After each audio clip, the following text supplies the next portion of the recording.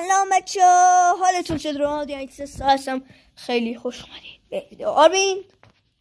سلام بچه‌ها، امروز اومدم از اکانت جدیدم رونمایی کنم. امروز اومدیم میاد از دوئل. بچه‌ها همه چی تو بعد از دوئل بهتون نشون میدم. البته بچه‌ها کلن جدید زدیم و اگرم خیلی بازیاتون خوب باشه لایک و سابا بره بالا. حتما تستر که خودمم بچه‌ها تست میگیرم، اگه بازیتون خیلی خوب باشه تست رو میگیرم و قبول دیگه. و بچه‌ها تستمون چیه؟ فقط ما کسایی که خیلی اسنایپر حرفه‌ای هستن رو میبریم. حالا یه دست میرم کل چیزا در مورد والوالینو بهتون میگم. حالا آربینم پشت خطه. آربین جون یه چند تا چیز بگو، من خسته شدم.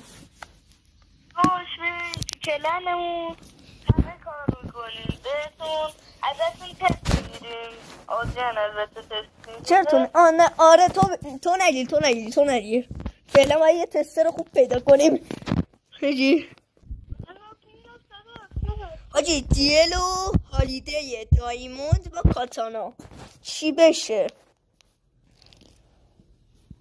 آربین ببینید من یه ماه دیگه انگار از آسمون زدم بالا، ولی آسیان بهتره. این بچه یه ماه دیگه بروم پدرم اکانت جدید میخره.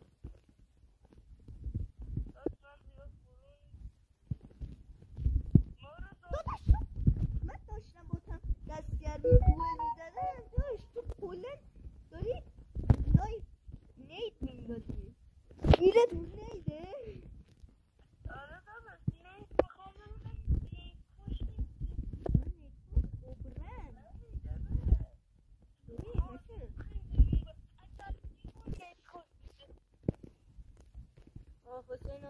بچه تو یه باید من ستین یه موکه کنم بیسیتی هم اکان دو جای گرفتم فعلا نمیدونم باید چی کنم.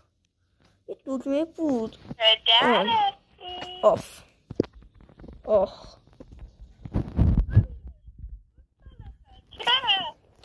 خیلی اینه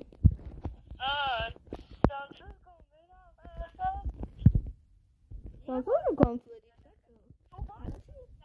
ادیت سانسور هم مامانتون گفتن صدا تریلی برای چی میاد دیگه به من مربوطه نیست. نزن میخوام 360 کنم یا حسین نه ببین بچه ها فردا هم ویدیو موومنت میذارم بچه ها ببینید چهارشنبه، یعنی ویدیو هم امروز